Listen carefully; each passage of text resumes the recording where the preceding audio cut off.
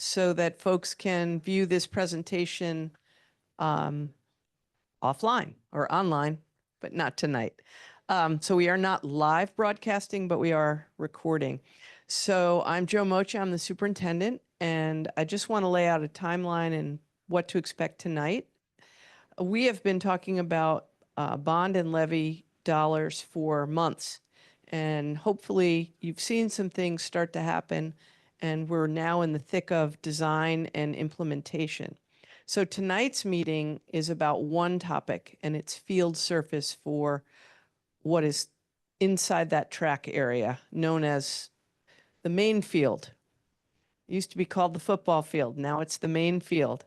And so we have folks here who are going to talk with us about the possible surfaces to put on to the field. And they are not representative of anything except landscape architects through Integris, not of any company or any product or anything like that. And we asked them to present to us pros and cons of various field surfaces.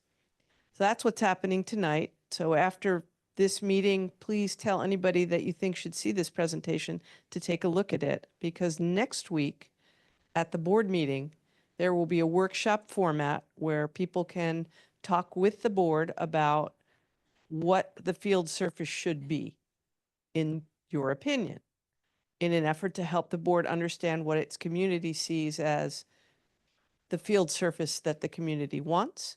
And then at the last board meeting in October, which I think is the 23rd, that is a business meeting. And at that meeting, the board will determine by vote what that field surface will be.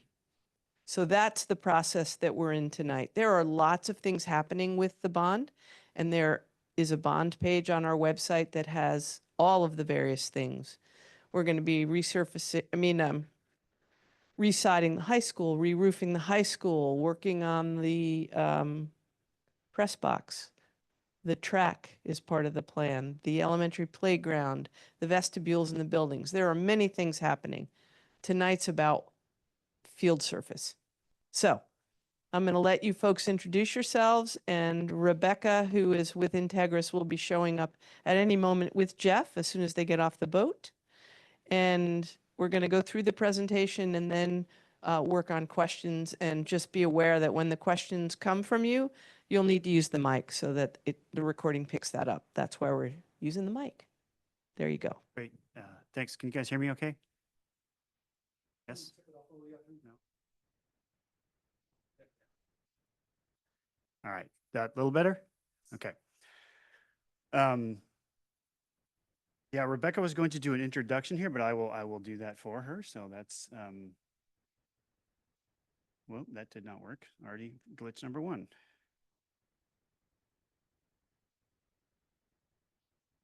Okay. All right. I was going to introduce ourselves. We're 4R Landscape Architects. I'm Andy Rasmussen. Worked there for 30 years. We design sites, sports fields, mostly K through 12 educational projects. Spent a lot of time working on playgrounds and sports fields. And Callie and Nick in our office are also here. If you have additional questions, they might chime in at some point. You wonder who they are. That's what's going on there. Integris will be here soon. They can introduce themselves as well. We're going to talk about field use, and then lots of considerations to talk about. We're going to get into the weeds on this subject, so you'll know as much as I do probably about it by the time we're done, maybe more than you want to know. And then we're going to have a discussion at the end. This is the team of partners that are working on these projects. And again, we're 4R Landscape Architects. And so field use is currently pretty consistent. And this is coming from the district. So there's currently at the middle school and high school, there's PE programs, obviously 5 days a week. I'm trying to highlight here that there's a lot of use on these fields. There's high school athletics, soccer, football, obviously track and field and cross country. And then middle school athletics, again, soccer field, soccer, football, track and field, cross country. And there's lots of community events with Parks and Recs. And there's the emergency helicopter landing, which we're probably not going to touch too much on today, but that's another item related to surfacing types. And then there's also community use that might occur with whatever surfacing we pick, and how that might allow us to do more things on these fields. Some considerations to talk about. So there's a lot of maintenance required on these fields.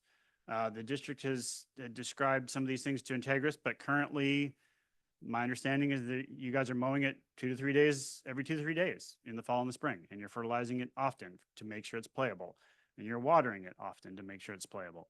And you're doing things that are general maintenance, like filling holes, redoing and striping on the fields. You're, I'm assuming, chalking them or painting them. Tracking dirt and clippings into the building is an issue to deal with from a maintenance perspective. And there's limited use in the spring while they're waiting for the field to be repaired. And we're going to talk a little bit about different types of fields and how that affects maintenance. So we'll get into that in more detail and the pros and cons of those issues. We're going to talk about environmental impacts, health and safety of players, and alternative locations for play practice that are required when a field is not usable. So there's basically 3 types of fields that we're going to talk about. And then we're going to get into the weeds on the different components of those fields. And then we're going to talk about the benefits and the challenges of those fields.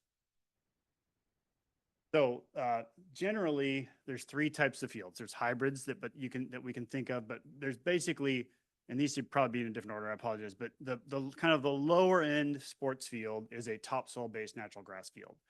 That's got a lot of silt and clay in it. It doesn't drain very well. It's made out of usually native soils or some sort of blended topsoil that's brought into the site. It typically doesn't have good drainage. It's lower cost, but it gets beat up and you can't use it for very long. You can really only use it for football for a short period of time. And for football and soccer in fall and winter, it becomes muddy. You've all seen those fields where little kids have played on those. Those are the ones that you'd stop playing on after it starts raining, right? So that's that. We're not really going to talk about those today because they're not really appropriate for a heavy high school use. So they're not really an option. We literally haven't designed a topsoil based field in the Northwest in the last 10 years. Other than a very small elementary school where they're not using it for hardly anything, except for PE use and not any community use after school. Those are obviously lower cost. You start getting a little more expensive when you get into having better drain fields. Better drain fields are generally sand-based fields. What that means is you strip off all the topsoil and you bring in a bunch of sand and you reseed it. That requires drainage, right? So you're putting a sub-drainage system under those fields. You're sending that water somewhere because it's moving faster than it would have normally because it drains through the sand very quickly and rapidly.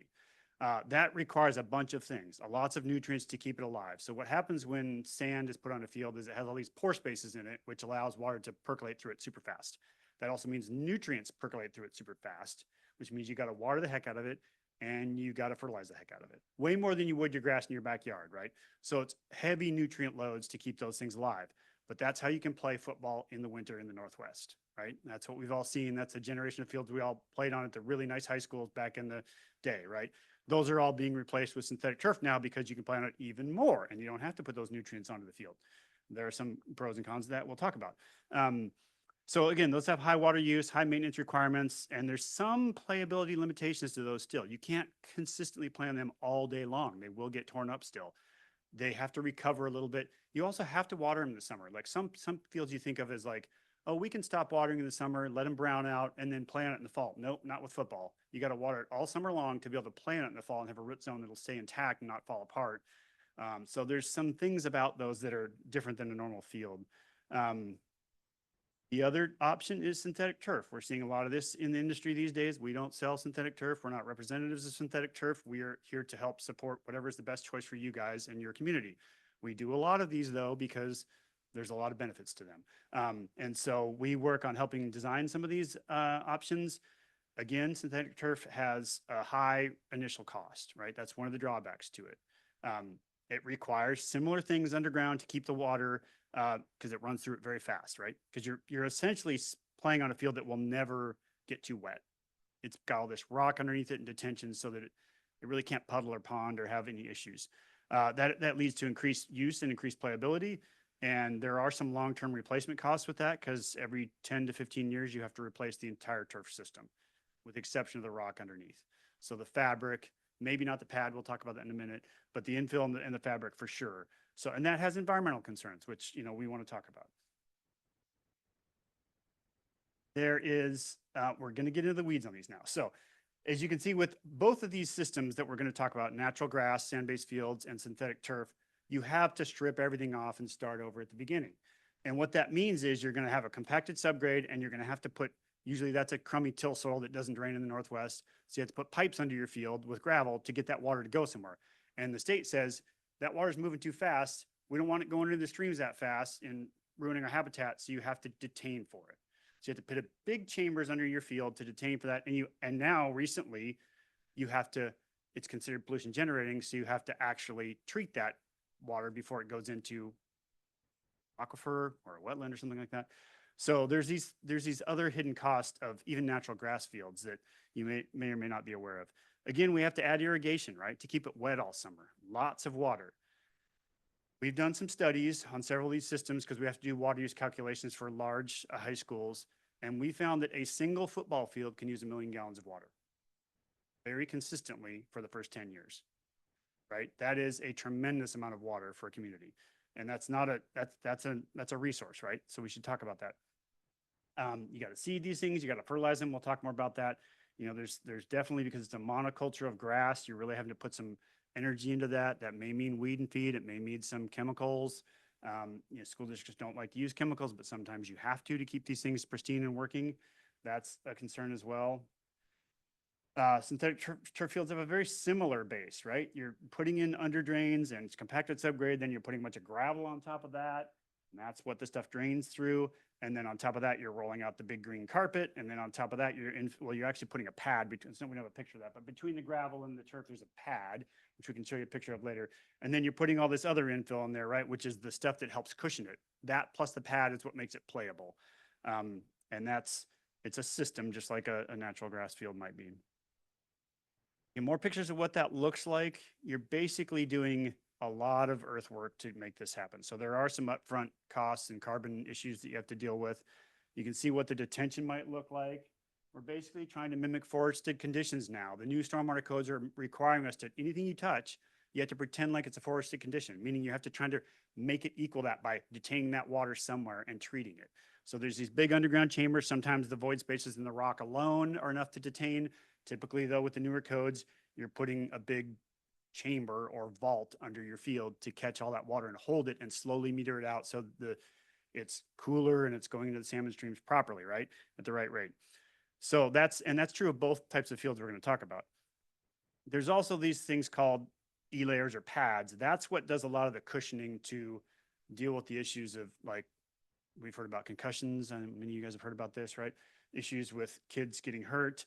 So they're trying to, it used to be you just roll out the carpet onto the gravel and throw some crumb rubber in there and, you know, cross your fingers, right? Well, that's 10, 15 years ago, that was the sort of norm. That stuff migrates, you have more concerns about people's health. So we're trying to get a more consistent layer of cushioning under these fields. And there's lots of different products you can use, some of which have different benefits than others. And we can get into the weeds on that if you want. There are some concerns recently in the community about crumb rubber. The pad we've been using was made out of crumb rubber, right? So there's some questions about that. We've been moving more towards things like this, like a recycled foam pad instead, because it has a little less environmental concerns. Obviously, the fiber type is an important conversation, especially with the things like microplastics and playability. So, you know, currently there's lots of different options out there. Every vendor has their own secret sauce because they want to be proprietary and make this cool new blade that everybody loves and is the neatest thing, so you'll buy their product, right? We don't buy any of that. We just basically say we want a thick, durable blade of grass, right? Fake grass. That's important because then it won't break down and turn into microplastics, right? The other thing is that we need a good thatch layer or something to hold that infill into the system so it doesn't go everywhere, right? Especially with really lightweight infills like rubber or cork. They also have different types of backing and all these different proprietary things, but basically it's a bunch of polypropylene, polyethylene, and polyurethane, depending on which layer you're talking about. Some nylon with some of the companies in the thatch layers that make up this plastic grass system, right? And what you infill it with, we'll talk about here now. So there's lots of options. There's been a lot of concern about crumb rubber in the industry, and there was a series of studies that generally indicated from Washington State Department of Health that it was safe, but you know, there's still concerns about that, right? And we've seen the concerns with salmon about that now as well. And so a lot of the school districts we work with are leaning away from that. We're seeing a lot of people looking at alternative options that are more natural. You're seeing nut fibers in the industry and coconut and cork and other things. There's virgin plastics you can use that are less coming from a tire, so they have a little less bad chemicals in them, right? we really a pretty big fan of cork for lots of reasons in the Northwest with the weather we've got and the moisture. And I'm not a big fan of coconut fibers, some of those things that could mold or could, you know, break down over time like organics do in the soil. We're trying to make something that can really last 15 years and be a good quality product that's also gives you the cushioning you need. So, you know, there's a lot of topics that are floating out there right now that are environmental, and there's chemical concerns, and there's lots of things like that. And, you know, we take those seriously because our firm wants to, I mean, our kind of mantra is, you know, getting kids connected to nature and doing things that are appropriate for our communities. That means thinking about this stuff seriously. I've done several meetings with clients where we talked about these issues at length, so I know enough to be dangerous. I am not a scientist, so I'm just going to tell you guys I'm like as much of a landscape architect expert as you can be, but that doesn't mean I know everything, right? So take my word with a grain of salt. I'm going to kind of skip over drainage treatment. We talked a little bit about that, move straight into some of the concerns that we've heard lately. Lead is a concern. You'll see a lot of people who are sort of against synthetic turf mention that that's a concern. There was several cases on the East Coast of fields having more than elevated levels of lead in them, particularly in the nylon fibers we've seen from back in the day, 2 or 3 generations ago of synthetic turf. That has been phased out of the industry. They are not doing that anymore. All the lead has been taken out of the turf to the extent that as much as lead is there in anything, right? There's way below levels, like 50 parts per million is sort of the California standard for how much lead can be in something. But none of those elevated leads are in the turf anymore. That was like a weird one-off thing. All the industry has kind of moved away from that. It's not a concern. I don't have a concern with it personally, and I have kids who play on turf all day long. So I don't know if you guys have heard about PFAS, PFAS, what do you want to call it? It's forever chemicals, right? We've been hearing about this stuff. Pretty serious stuff. I know there's a big thing in, we're working with Edmonds, and they had a kind of a concern there that came up in the news recently about that in the drinking water, or not in the drinking water, in the downstream water at one of their facilities. We were working with Seattle School Districts early on this because there was some concern in some of those communities about those chemicals. And so we asked all the different vendors and manufacturers we work with to, hey, do you have this stuff in your, do you test for it? Is it in your product? And we're getting a lot of, I don't know what that is, you know. And then in the last year, everybody's become aware of it in the industry, and the turf industry has done a marked turn on this, and they have tested their products and they have removed it from their manufacturing process. Because apparently, and I've only heard this on the down low, there were several things where, you know, you extrude this stuff in Dalton, Georgia, where they make all the carpet, right? So the same stuff that this is made out of, right? Same stuff, same products. They don't want that to stick to their machines when they're weaving it or extruding it, right? So they had some of this PFAS stuff as a non-stick agent, like that's in Teflon, it's in all kinds of stuff, in their manufacturing process, I've been told, and they've eliminated that and they're using different products now. And it's not in the fibers at all. So it's not in there. That we've had Field Turf, Sprint Turf, AstroTurf, and I think even Hellas and Tenkati, who makes a lot of the fibers, all test their materials and found that it is PFAS free. So essentially there's none of it in there. To the detectable level possible, which is like 4 parts per trillion, right? Which is a little bit less than what they found in Edmonds in the downstream water, right? And that was not from the field, from the whole entire site. So that stuff's in your blood already. A lot of us have it it's in the environment. I'm not saying that it's not in the environment. I'm saying they have eliminated it from their process. It's not in the fibers. It's not even in the manufacturing process. So I feel very comfortable about saying that that's safe. You know, that's as of what we know today. So that's good. We've got certifications. We put in our specifications that they can't have that stuff in the turf, and they have to provide a certification of it or some sort of a third-party testing. So that's good. The other thing we've been hearing a lot about is 6-PPD, and there's a longer name for that I'm not going to try to pronounce, but it's basically the stuff that's been concerning with salmon death, right? And that's coming from tire rubber off the roads, right? Which is, as of now, the Washington State Department of Ecology is saying the best way to deal with that is to treat the runoff with a rain garden, a proprietary filter, a Filtera system, a sand filter, something like that, to eliminate it from getting downstream into habitat, right? So if you're up against a salmon bearing stream, you want to have something between you and that's for your roads, right? But the same would apply to any rubber on your site, right? So if we had rubber tiles on our site, if we had a rubber track on our site, which, you know, if you had rubber in your pad, it's all the same crumb rubber. It's a byproduct of all the tires we drive around on that gets crumbled up by this gigantic machine, turned into little pellets, and they use it for millions of products all over the world, right? Because it's cheap, because it comes from something we've already bought and used and driven on. We're trying to steer away from that now, just because we're all, you know, we all live in these communities where salmon are really important, right? And whales and all these other things. So there are options to eliminate rubber from your project, right? So we can talk about those. So we can not do a rubber pad. We can do a foam pad instead, something like that. So, again, microplastics issue, big issue. You know, these fields are made out of plastic. All I can say is they're doing way more independent testing on these where they're just pounding the turf to make sure it doesn't come apart and fibrillate. And they're doing a much better job of making turf that is really strong and resilient.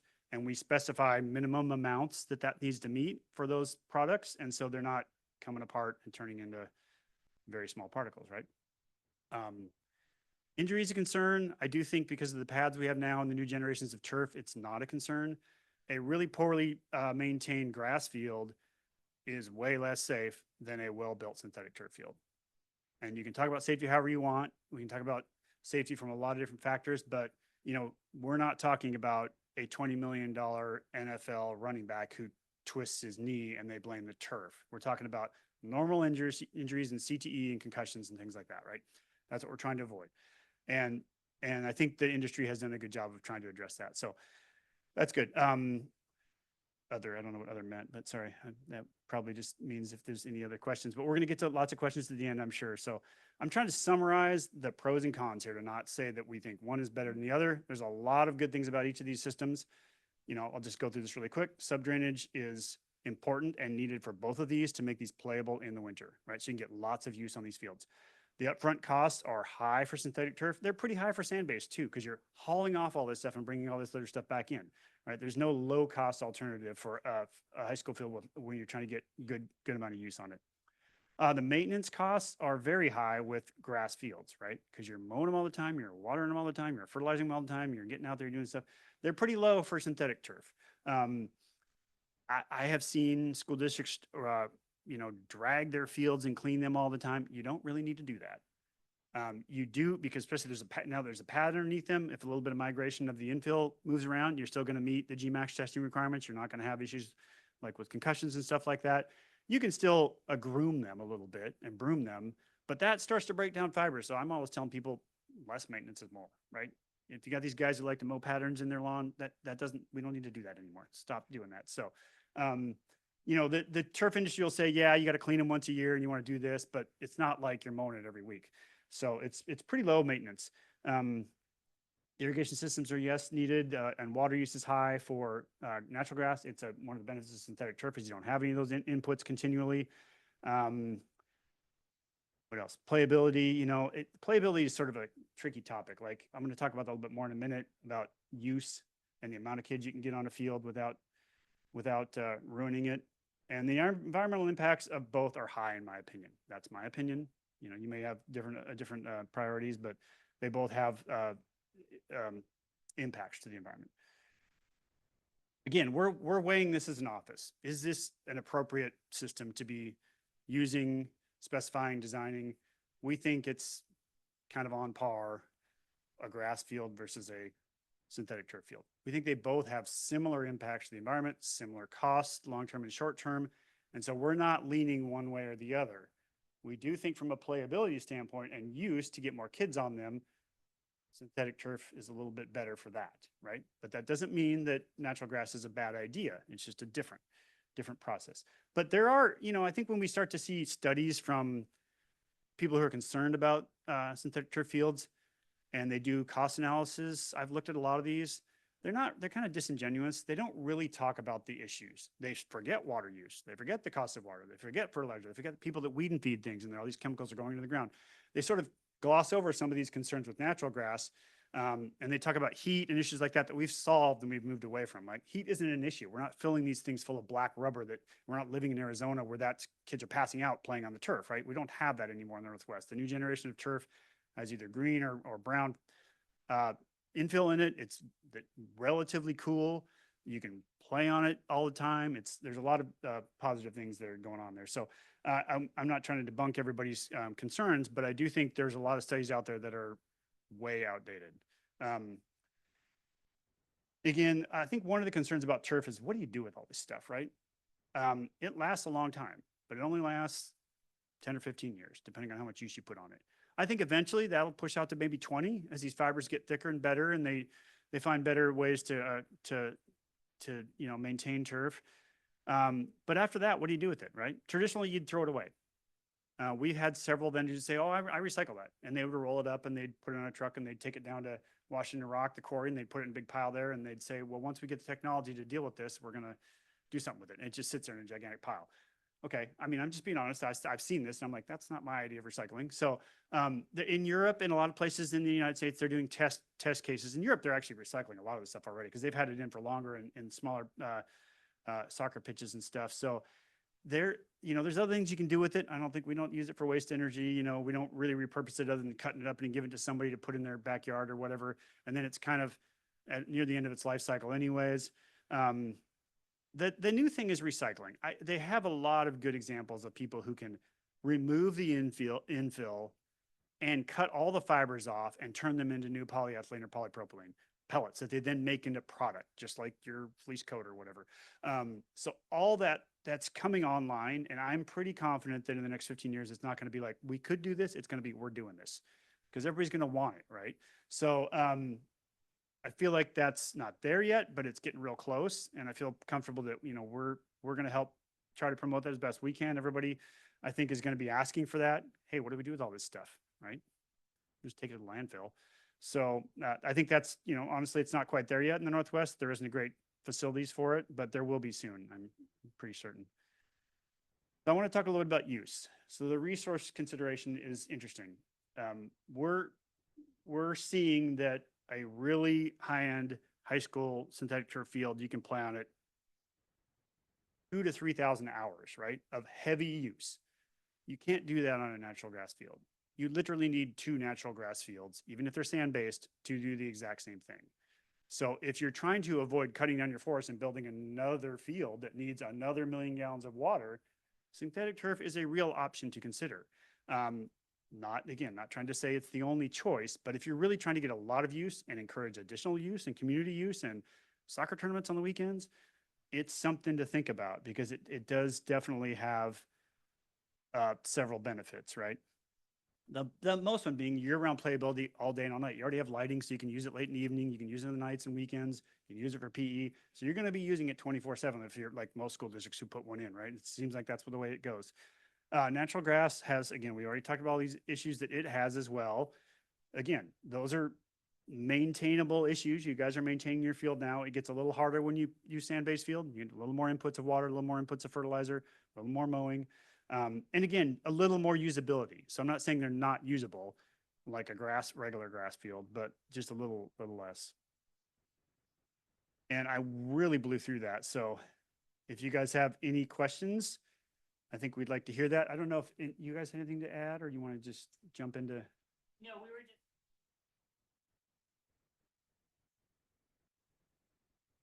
Yeah, I think, and we have samples over there. If anybody has specific questions, we can look at those, or just wants to look at stuff. I think we're also going to do a question at the very end, but I'm happy to take any questions anybody has. Yeah, so let's go back a little bit and just start with some discussion. I've got the mic here, and so I'm happy to bring it around if anybody wants to take a moment, and you've got a mic as well. So just raise your hands. We've got 3, so.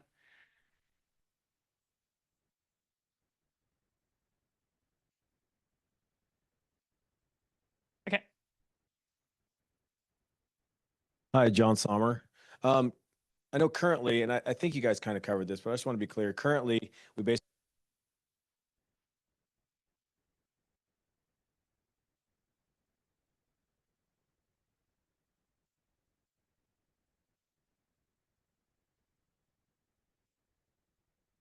destroy the grass. In a freezing situation, Not as much, and particularly, I like the cork, and you hear me talk about cork a lot because I think it's a pretty good product. But it doesn't lose all of its cushioning because it doesn't absorb water, right? So the cork and the pad itself stay pretty resilient. We have seen some studies in like Wisconsin where the GMAX testing wasn't as good, still under the 175, 200 sort of early thresholds we've seen. But that's where they have frozen tundra, right? We don't have that. I would say if you had 2 or 3 days where the ground was frozen, like you get those 13-degree weekends we have sometimes. I wouldn't play on it. I wouldn't play football on it. Football's the one where I worry because of concussions, right? I think you can do the rest of them. We saw some fields in Seattle that got some frost heave this year. I think that was due to the way they were installed, not because of anything else. So they were unplayable in portions of the field. Very unusual, and it went away after it thawed, and later they didn't have to even fix it. So it was kind of weird. But no, I guess I don't know if that answers your question, but yeah. It does, yeah. I Yeah. mean, we basically have to shut it down completely. Yeah, when it you would gets have cold less here. of that. Even with a sand-based field, you have a little less of that. But again, only on the very worst days would either of those have to be shut down, I would think. Thank you. Another thing about our current field is right now our district, we have 3 buildings and we have 2 maintenance personnel. And that's for the inside and outside of our buildings. Scott, maybe you can speak to it, but our grounds crew spends hours on our field painting, mowing, just basic field maintenance. So in the long run, the field turf would be a huge savings to the district as far as personnel. Yeah, I would say probably our guys spend somewhere around 10 to 20 hours a week mowing the athletic fields. And during the course of the year, I would say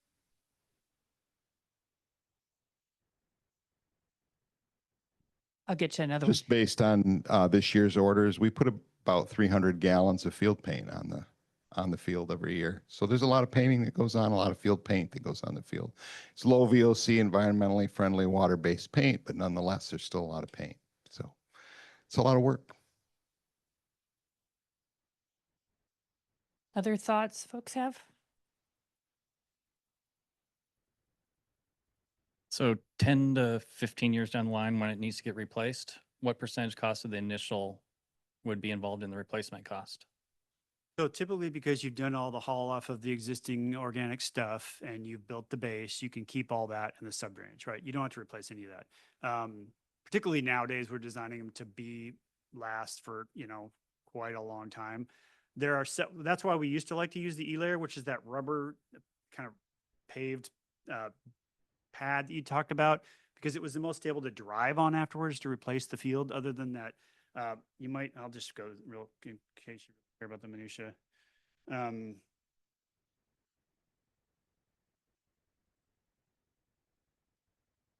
Yeah, there, I just missed it. Like these foam pads were falling apart when you tried to drive on them after. So like the white foam pad was falling apart when you tried to drive it.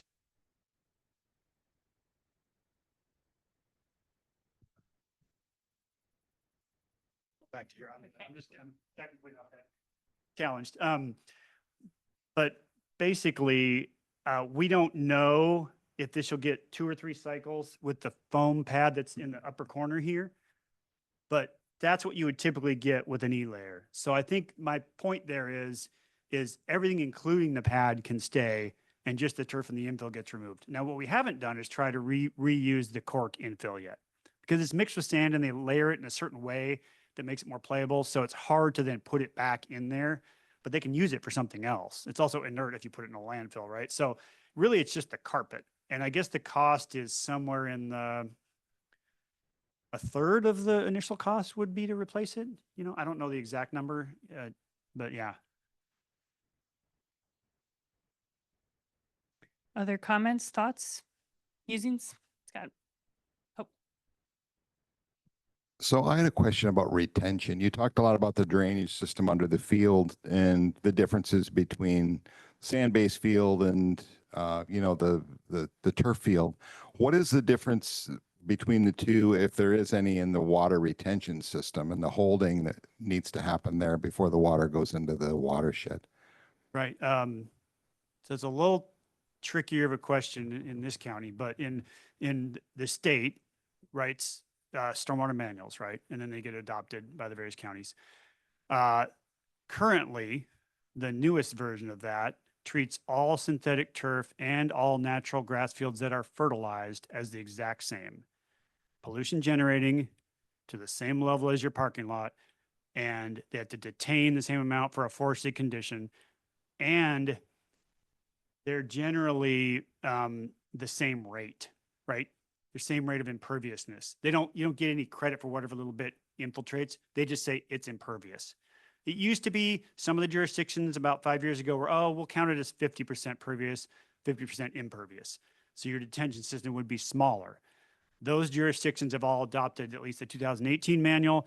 It's now full detention, full treatment for everything. And we're working in Highland School District now where they were saying, well, what if we just didn't fertilize our fields? And I said, good luck with that. Yeah, because they're sand-based fields, they need the nutrients. The grass will literally die if you don't. So what they're doing is they're saying, we're going to have a program in our district where we're not going to fertilize any of the natural grass that's just on the sides over here where we added it. It's not a play field, it's just a lawn area. So that doesn't need treatment and it needs minimal detention. I'm getting into the weeds here, but basically it's the same. And detention's getting worse every year. So you kind of want to get in under the code that you're in now, because every year the detention systems get bigger. Because they're trying to absorb all this water that's coming onto our land, like as if it's to try and mimic a forested condition with the forest sponge of all the trees and then the deep soils, because that's what the lakes and streams like to protect salmon habitat. So and it's required everywhere. So, and I'm not a civil engineer, but I So know enough to be dangerous. in my That was good. mind, what you're saying is it doesn't matter whether it's grass or turf, we have to do all of that. Yes. Yes. Okay. Correct. And you have to fertilize your grass field in order for it to be playable. Yeah. So So there's no loophole out. Your one slide showed 3 different types of filaments, I think. Yeah. Where is the board going to be making the decision as to what type of, based on the cost of each different type of filament? Is the provider going to be just pigeonholed into one version? What's the, That's a options good there? question. I don't know if the board is going to get into the weeds on that, but we will definitely have, so because each vendor sells a proprietary product, they all like to differentiate themselves. They have different weights of fibers, different spacing between them, different lengths, that sort of thing. We provide a performance spec that says you need to meet these minimum requirements, and it needs to be able to hold the infill in, and it needs to have monofilament blades. And often there's a slit film and or a root zone, which is the curly one you see at the bottom there.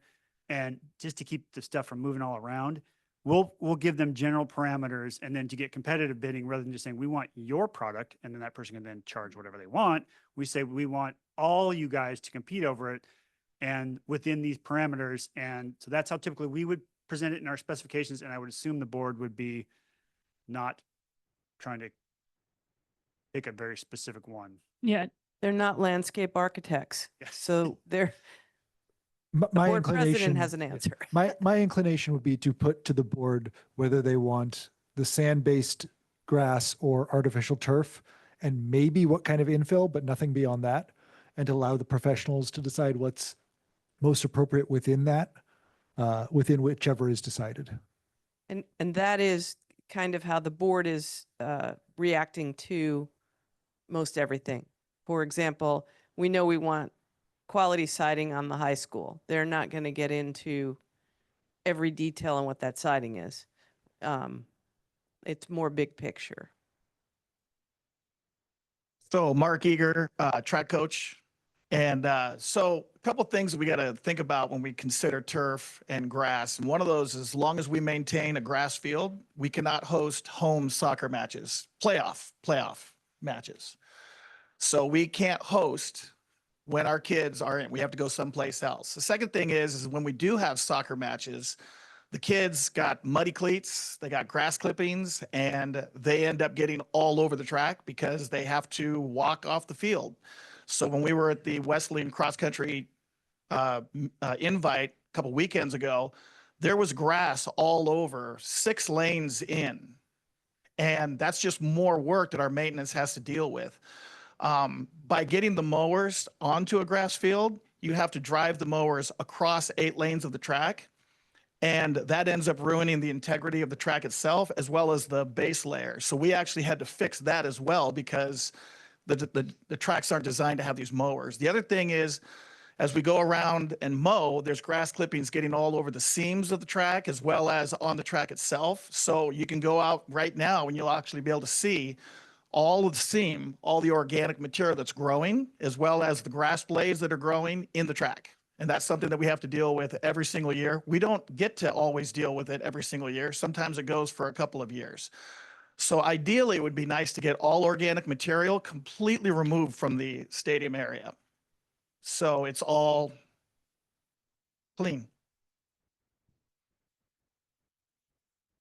Hi, I'm Terry Swanson. I'm the high school girls soccer coach. And I understand you need to have some debate about these issues, but I really think this isn't really debatable. I mean, I feel like we're kind of wasting our time here. That I know you have to do this, but we passed a bond to put in a turf field. We need a turf field. Grass is not going to work.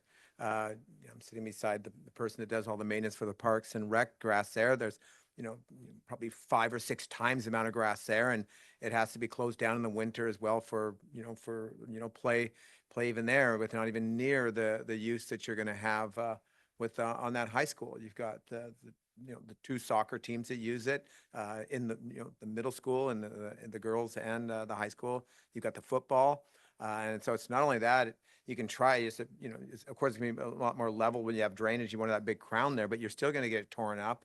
You're still going to get holes in it. You're still going to get torn ACLs and all of that. And I understand that can happen on turf. And it just seems to me for the board, I don't know what you're debating. I mean, I think if So turf. let me jump in and tell you why we're having the conversation. Okay, yeah, I'd like to hear that. Okay. Thank you. So on a personal level, I couldn't agree with you more. On a pragmatic level, there are many in our community who have talked to the board directly and said, I don't like, and this is not me speaking, this is what I've heard, okay? I don't even like football. Why don't you just let it be a meadow and let the grass grow, okay? So there is a faction of people who want it to go to its natural state. But more importantly, there are people who spoke to the board and said, I don't know if I like a turf field because I heard all of this argument 15 years ago about all the things that can happen. So the board said to their community, all of their community, not just the people who want a particular thing, we're going to listen and we're going to hear what people have to say. And you are expressing a voice that the board has heard. And there are other voices that have also been heard. So that's why we're here having the conversation. You just happen to be in a room full of like-minded people. I get that, but we're talking about an athletic complex. So yes, like. Of course it is. So that's Of kind of course a it non-sec. is. I don't know why we're, I But mean. but we're just again, not- because this is a community that's in its entirety that voted for the bond. If I can, Okay. if I can chime in here I'll a second. stop. I personally haven't heard the Meadow argument. I know that other board members have. I have heard significant concerns from members of the community about the environmental impact. And so one of the things we wanted to look into is the actual positives and negatives of towards the environment of each of the possible solutions. And we wanted to present that information for those who are concerned, who are worried about a particular solution or a particular part of a solution. Speaking personally for myself, I'm only one of 5 board members, so I feel comfortable saying this. I came in grass is so much greener, literally and figuratively. That's got to be the solution. I heard the first version of this and I'm like, wow, I hadn't thought of the water use, the fertilizer, the this, the that. I'm more towards artificial turf now. So the intent with this meeting is to provide education for the board and for the community on the pros and cons of both options. One more thing. So I can understand all of this, but I be able to use the field and like to have it for its purpose. And so, not be a cemetery or not to be a golf course, that it's something we have to use. And so I'm just coming from a coach's standpoint that's been here for 20 something years. I was involved with, with the bonds for putting the drainage over in the fields that Tom takes care of there, but you can't use them, year round, even with those big complexes there. So you're talking about a high school field that needs to be available for the kids. And so I get, if there truly were major environmental issues, of course I wouldn't want my kids on, but a lot of that stuff's been addressed. There's been improved the turf and that. So it seems that could be addressed very quickly by the board and through that information. It's just, scientific information, and that decision be made rather quickly, and then basically do it for, for the kids that need to use it. The board's moving quickly. They're hearing this tonight. They're talking about it next week, and then they're making a decision. They're giving people an opportunity to be heard all around. Is this on? Yeah. My name is John Sommer. I'm the athletic director for the school district, and I do appreciate my coaches showing up and being passionate. I also appreciate the fact that we're doing this, right? And we're having a conversation because, that we're a community school, and so our community partners need to be heard. I did want to clear up a couple of things. It's not just soccer. The current WIA, or the governing body in the state of Washington that controls all of our athletics, you cannot play any postseason matches in any sport on a field other than turf. And that has to do with player safety and player fairness.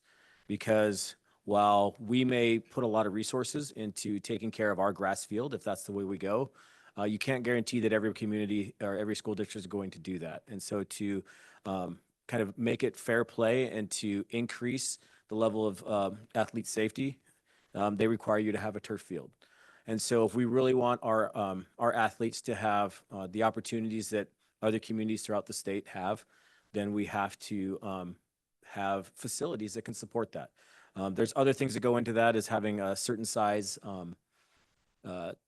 stadium on the other side for the visitors, having a certain seating capacity, having certain lighting capabilities, but having a field turf is definitely one of those things. So there are some advantages. I understand the environmental arguments. The first degree I got was in environmental science. I used to work for the Department of Ecology, so I understand all of those arguments. But in my current role, right, is to make sure that we give our student athletes every available opportunity to compete and to have a good high school experience. And having a field turf is just kind of, as we roll into 24 is one of those things that are necessary to give our athletes those opportunities. Yeah, so first of all, I really commend you on your presentation. That was really well done. And then you ended up saying something that just struck me, which probably made me feel very similar to Terry here. And that is, you already have a rubberized track. You already have synthetic materials out there anyways, and no one has raised any problems about it. But we don't have to have that synthetic track. We can have a cinder track. But we can make a serious, incredible athletic facility where we can host soccer matches, football playoffs, all that kind of stuff, and also have a potential state qualifying track meet if we do this right. If we do this right. So we got to really take that into consideration. There's environmental issues, but there's also trade-offs. And the trade-offs, I think, are what you're talking about. Nobody is going back to cinder tracks. And I don't know of anybody that's going back to grass. And I've gotten hurt on grass. My name's Annie Ma, and I'm here kind of representing the South Whitby Soccer Club. I work with them as the coaching director. And I guess I have one thing, first of all, is that when we talk about concerns of artificial turf and this and that, I mean, when I first came here, I thought, wow, look at this complex. We get to play in grass. This is amazing. I'm in heaven. And as I sort of learned more and more about how things close down and how things, I'm just like,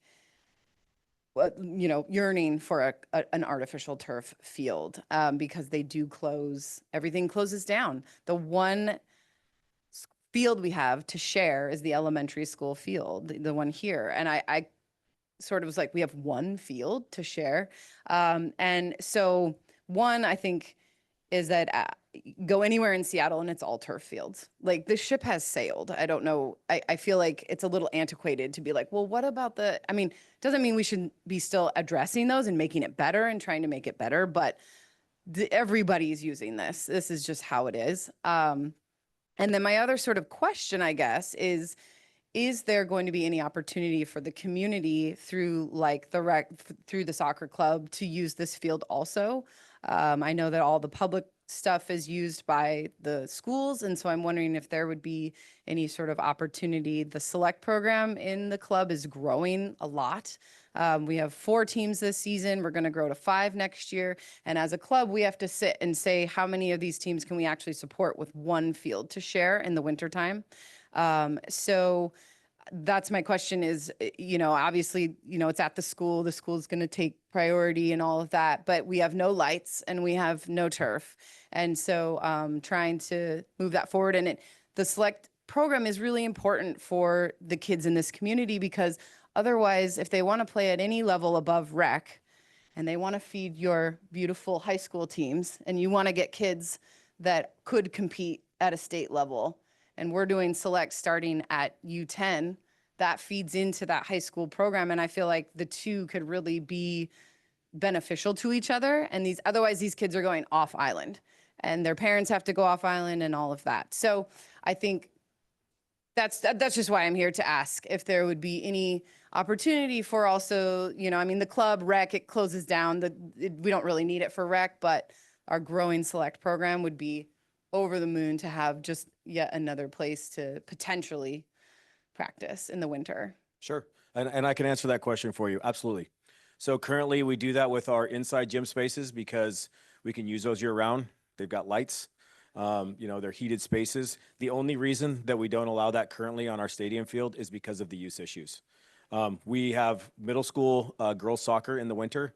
Other than that, the main use for that field is our PE folks, and we have to keep it ready for them because we have a lot of kids in that school that need PE. But the current way we do things, at least for the inside gyms, is all of our middle school and our high school teams have priority. Then we work with Parks and Rec and some other partners, community partners, and we allow them to then kind of sign up. There's a pay structure that's involved in order to use our facilities because they're contributing to the wear and tear. So you'd help contribute to the maintenance costs. But that's one of the benefits I see of having this turf field is that we don't have to limit access when we're not using it to basically preserve the capabilities of the field.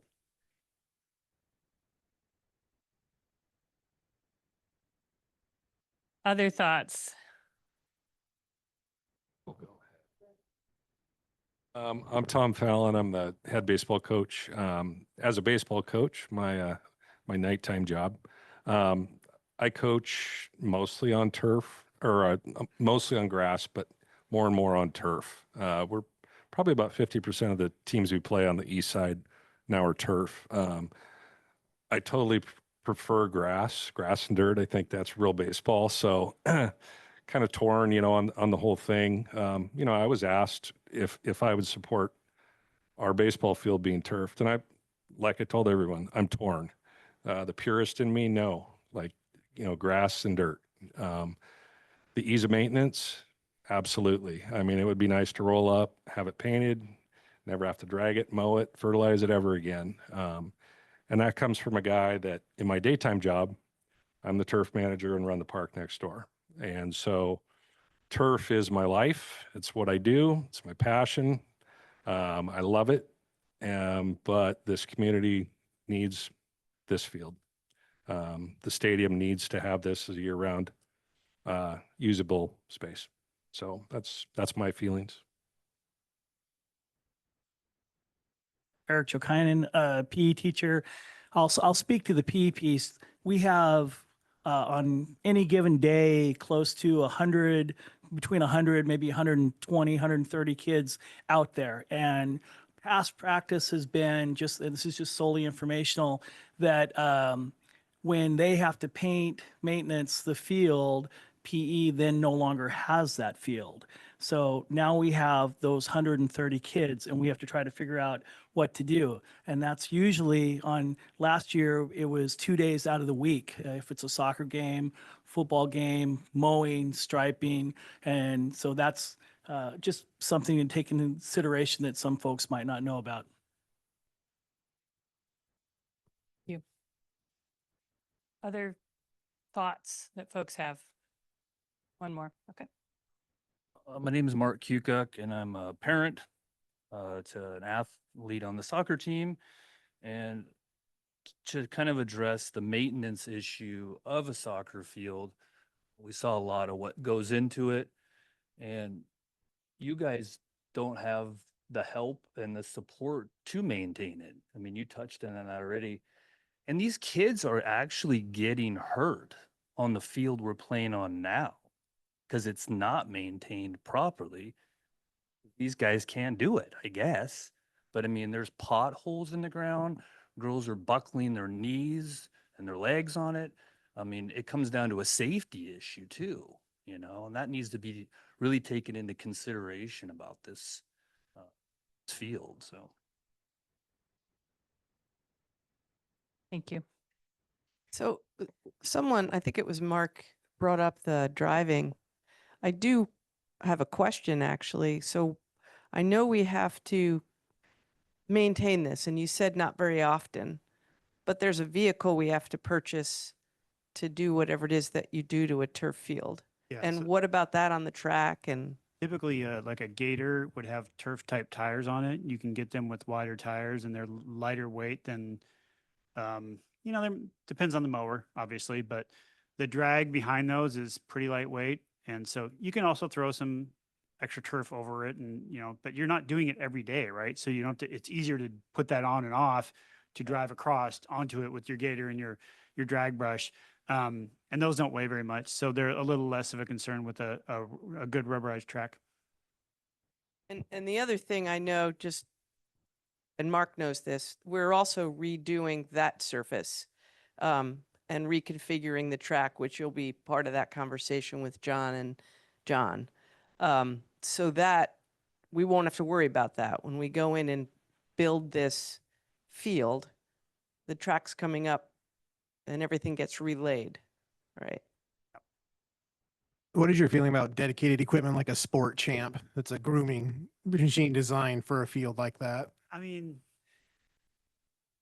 I don't know. I have mixed feelings about some of those products people are selling. So they're trying to sell you the best vacuum and the best. I've seen some of those in areas where you have a lot of leaf litter and stuff that kind of being useful. And it depends on the type of infill. There are services you can get from several of the vendors where they'll come out once a year and clean and sanitize it.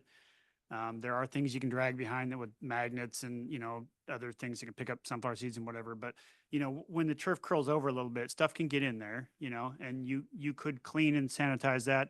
I tend to lean towards less chemicals is better, but, you know, there are lots of school districts who over maintain their fields, in my opinion, but they either like to do it or they feel like it's important for whatever gets on their field. That's, you know, if it's also a lot of trees nearby, lots of those tiny pine cones that you sometimes see, stuff like that. I mean, you guys have quite a few trees too. So I wouldn't say zero maintenance, but it's certainly not as much as you mow. And I don't have a lot of experience with Sport Champ. I've seen it used, some of those kind of nicer all-in-one European cleaning machines. I tend to think the less you touch the blades of grass, the longer they'll last. That's just my opinion. That's not the industry's opinion. So, you know, What about, they're good products too. I'm not saying you shouldn't ever have to use something like that. I'm just saying maybe light uses is what I would suggest. lighter the better, that's less maintenance. What about and again, I don't want to belabor the evening, but the painting, striping, it's kind of like a gym now, right? Where you have multiple lines for multiple sports.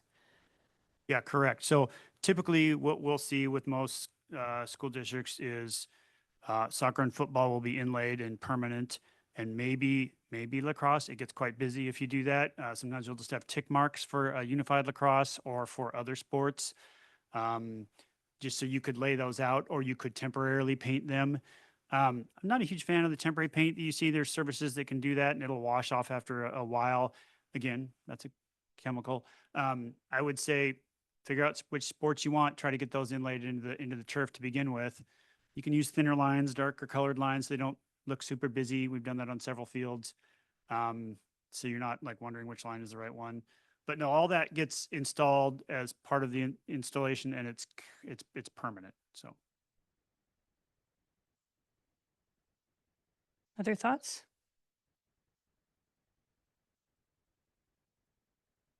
This doesn't really have anything to do with the turf itself, but how long does a project like this typically take? Like how soon would the turf field be installed? Yeah, it is. So from like start to finish, it is 6 month, is it a year, is it 2 months? I'm going to give the microphone to Jeff Ludeman over here, our project manager. So you're typically able to install one of these kind of over the course of a summer in most school situations. There is a lot of infrastructure that goes into the stormwater as Andy was presenting, but a lot of times we can get these done over the course of a summer. If the question is specifically how long until the field becomes available out here, that gets to be a little bit more complicated. We're currently working on the construction schedule with our contracting partners. They've been hired on during the design phase to help navigate some of the complex nature of the phased occupied school sites to make sure students are safe and that this all gets executed properly.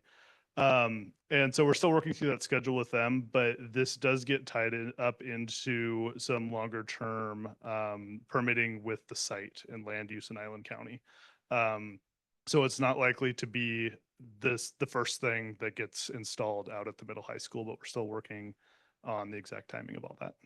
So best summer of 26. That would be best case. Best case is summer of 26. So I would mention sand-based natural grass fields take 9 to 12 months to fill in. So you are not playing on that field for a full year versus a summer or a summer and a couple of weeks on either end, right? Maybe as soon as track's done, you try to get it before the first football game is typically the program. You can't do that when you're trying to grow grass in a really deep root zone because you need it to grow way deep so that it can handle all that extra use. So you're not playing on it for a whole season, whole school year. yeah, and so that's 9 to 12 months after it's installed, and it still would take the summer to get installed because of the under drainage. If turf is laid down on the field, would there need to be any greenery planted anywhere around to offset that carbon footprint? No, not currently in the way the codes are written. There is treatment required, and sometimes those can be handled with like a rain garden, which would have plants in it to help uptake the water and the pollutants. There are sort of artificial versions of that treatment system, cartridge filters and artificial media that can do the same job like a sand filter. So you don't necessarily have to have plants. And currently our office is working on kind of some carbon calculation stuff, but this is in new science and we've got data for lots of things, but not some of these components that go into synthetic turf field. So trying to calculate the carbon of one field versus another is something we're going to work on, but it's going to take several years before you get that dialed in. So yeah. Your thoughts? All right. Well, I just want to thank Andy and the rest of the team from Fora. And before we go, I'm going to just flick ahead on a couple slides. Really appreciate your bringing your experience and your perspective as we look at this. We do want to make sure that we get the opportunity to capture everybody's thoughts. So as I flip through here, we put together a Menti survey with just 2 simple questions. So if you have your phone handy and if you can just scan the QR code, we just wanted to capture folks' thoughts on what was the type of field that you thought was the right choice before the meeting, and what is the type of field that you think is the right choice now. And we'll share the results of that with school board. So we really appreciate everybody being here tonight and all of your really thoughtful questions. I think these dialogues are super important as we wrestle with these decisions. There's definitely a lot that's underway with this project, and there's a lot of components that are get woven together. And your making time tonight to be here was very much appreciated. Not?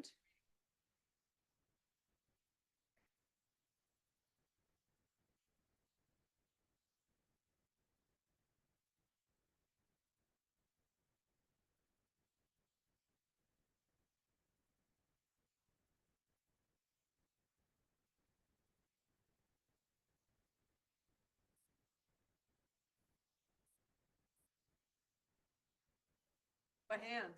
How many people think the board should take? Then we'll get this. My guess is that once.